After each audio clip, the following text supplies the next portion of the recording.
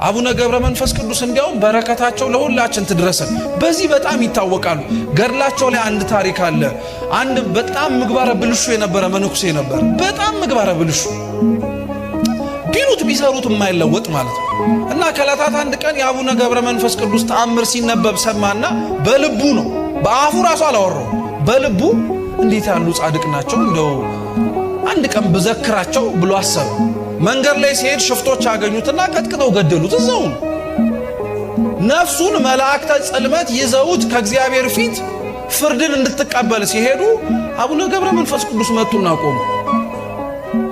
ምን ፈልገህ ነው ጻድቁ የመጣው ብሎ እግዚአብሔር ጠየቃቸው። እቺ ነፍሴ እኔ ናት አለ። እንዴት ብለህ ስራዋን አይተኸዋል? ኃጢአቷን ተመልክተዋል አለ። አዎ ኃጢአቷን አይቻለሁ፣ የምትመለከተውን ነገር በሙሉ አይቻለሁ። ግን አሉ አቡነ ገብረ መንፈስ ቅዱስ እድሜ ብትሰጠው ኖሮ እኮ በሐሳቡ ዘክርሃለሁ ብሎ አስቦ ይነበራል። ስለዚህ በፍጹም አይሆንም አለ። ይሄ አይደንቃችሁ? እየሰማችሁ ነው? አቡነ ገብረ መንፈስ ቅዱስ ምን ብለው እንደቀጠሉ ታውቃላችሁ? አይ ይሄ ምህረት አይገባውም ሲል እንግዲያውስ እሱ ካልገባበት ገነት ይልቅ እኔ እሱ ጋር አብሬ ሲኦል ወርዳለሁ። እኛ እንደዛ እናረጋለን። እኛ የገባንበት ቤተክርስቲያን ካልገቡ የወረዱበት ወርደን እናመጣለን እንላለን። አረ የገቡበት ይግቡ ነው የምንለው። እንዲያውም ጦሳችንን ምናምን ብለን የምንናገረው። ይሄንን ሲሰማ እግዚአብሔር በጣም ተደነቀ በጻድቁ።